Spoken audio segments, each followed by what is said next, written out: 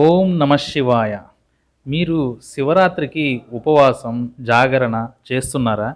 చేస్తే గనక ముందు ఈ విషయాలు తెలుసుకోండి. జాగరణ, ఉపవాసం చేయటం వలన కలిగే ఫలితాలేంటి? ఈరోజు మనం చర్చించుకుందాం.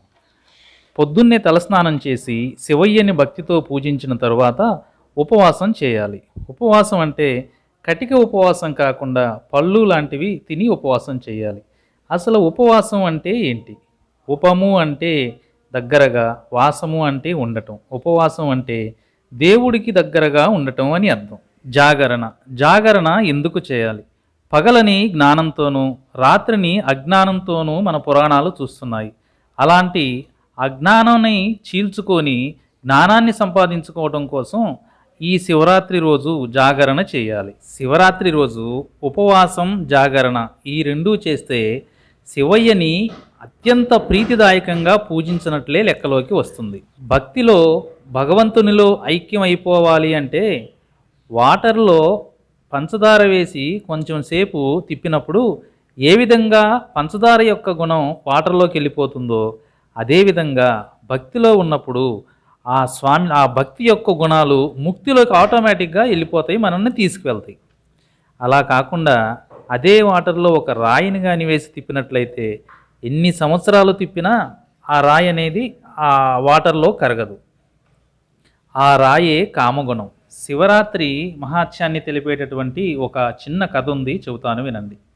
ఒకప్పుడు అంకిలుడు అనే బోయేవాడు ఉండేవాడు. అతడు ప్రతిరోజు అడవికి వెళ్ళి వేటాడి ఆ మాంసంతోనే పొట్ట నింపుకునేవాడు. ఒకరోజు తెల్లవారక ముందే అంకిలుడు అన్ని ఆయుధాలు తీసుకొని అడవికి బయలుదేరాడు. పగలంతా ఎంత ప్రయత్నించినా అతని అదృష్టమో దురదృష్టమో కానీ ఒక్క జంతువు కూడా దొరకలేదు. ఇంతలో ఒక కుందేలు అతని కంటపడింది. అప్పటికే చీకట పడటం వల్ల కుందేలు వెమ్మట పరిగెత్తినా సరే కనపడలేదు. ఆ కుందేలు ఒక పొదలో దూరింది. ఆ కుందేలు కోసం అనేసి ఈ అంకిలుడు అక్కడ దగ్గరలో ఉన్న ఒక చెట్టు ఎక్కి చెట్టుపైన కూర్చొని చూస్తూ ఉన్నాడు. రేత్రి అవడం వల్ల నిద్రపోతే ఎక్కడ పడిపోతానో అనేసి ఒక్కొక్క ఆకు తుంచి కింద వేస్తూ ఉన్నాడు మెలకువ కోసం. తెల్లవారింది. తెల్లవారినాక అంకిలుడు ఇంటికెళ్ళిపోయాడు. ఇంటికెళ్ళిపోయినాక 3 రోజుల తర్వాత తీవ్ర విషజ్వరంతో చనిపోయాడు. చనిపోయిన తర్వాత యమభటులు వచ్చారు. యమభటులు రాగానే వాళ్ళ వెనకమాలే శివభటులు కూడా వచ్చారు.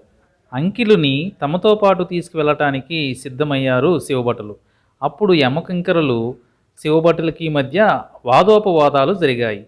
చిన్నతనం నుండి కొన్ని వేల జంతువులను చంపి ఎంతో పాపాన్ని మూటగట్టుకున్న అంకిలుడు పాపఫలం అనుభవించటానికి యమలోకానికి చేరవలసిందే అని వాదిస్తున్నారు యమభటులు. అప్పుడు శివభటులు ఈ విధంగా చెప్పారు. నేటికి 3 రోజుల క్రిందట మహాశివరాత్రి. ఈ బోయేవాడు అడవికి వెళ్ళి రోజంతా ఉపవాసం చేసి రాత్రంతా జాగరణ చేశాడు. తానెక్కిన చెట్టు మారేడు చెట్టు అని కానీ తెలియకుండా ఒక్కొక్క దళాన్ని తుంచి కింద ఉన్న శివలింగానికి పూజ చేశాడు. అయితే కింద శివలింగం ఉందని కానీ తను ఎక్కింది మారేడు చెట్టు అని కానీ అతనికి తెలియదు. తెలియక చేసినా తెలిసి చేసినా ఉపవాసం, జాగరణ చేసి ఎంతో పుణ్యాన్ని సంపాదించుకున్నాడు. కనుక అంతటితో అతని పాపాలన్నీ పటాపంచలయ్యాయి. కనుక అంకిలుడు శివసన్నిధిని చేరటానికి అర్హుడు అంటూ అంకిలుని శివ సాన్నిధ్యానికి తీసుకుని వెళ్ళారు భటులు. ఇది శివరాత్రి మహాత్యం. కనుక శివయ్యని పూజించిన వారు, శివదీక్ష స్వీకరించిన వారు ఆ పరమేశ్వరుని అనుగ్రహాన్ని పొందుతారని ఖచ్చితంగా చెప్పవచ్చు. ఆ శివరాత్రి వ్రతాన్ని మాఘమాసంలో ఆచరించాలి. మాఘమాసంలోని శివరాత్రికి ముందు శివదీక్ష స్వీకరించి ఇంద్రియ నిగ్రహంతో 2 పూటలా శివపూజ చేయాలి. వేకువజామున లేచి నేరుగా నదికి వెళ్ళి స్నానం చేయాలి. పరిశుద్ధమైన వస్త్రాలను ధరించి సూర్యునికు ఆర్ఘ్యం ఇవ్వాలి. యథాశక్తి దేవతార్చన చేసి శివాలయానికి వెళ్ళి శివసన్నిధికి వెళ్ళి పంచామృతాలతోనూ వివిధ పండ్ల రసాలతోనూ శుద్ధోదకంతోనూ శివలింగానికి అభిషేకం చేయాలి. అనంతరం గంధ పుష్పాక్షాలతో శివలింగాన్ని అలంకరించి అర్చించాలి. 3 ఆకులు గల మారేడు దళాలతో ఏకాగ్రమైన మనస్సుతో బిల్వోష్టోత్తర శతనామార్చన చేయాలి, లేదా సహస్రనామార్చన అయినా చేయవచ్చు. ఈ విధంగా చేసిన ఎడల ఇహలోక సుఖాలను ఆ పరమశివుడు తప్పక అనుగ్రహిస్తాడు. అనుకున్న కోరికలు ఇట్టే నెరవేరటమే కాకుండా పూర్వజన్మంలో చేసినటువంటి పాపాలు కూడా పటాపంచలైపోతాయి. ఈ శివరాత్రి రోజు చేసే జాగరణ, శివనామస్మరణ వలన అంత గొప్ప శక్తి మనకు లభిస్తుంది. కనుక మనమందరం ఈరోజు జాగరణ చేసి శివనామస్మరణతో శివయ్యని భక్తితో నామార్చన చేయటం వలన ముక్తిని పొందవచ్చు. ఓం నమః శివాయ. వీడియో కనుక మీకు నచ్చినట్లయితే వీడియోని లైక్ చేయండి, ఛానల్ని సబ్స్క్రైబ్ చేయండి. ధన్యవాదాలు.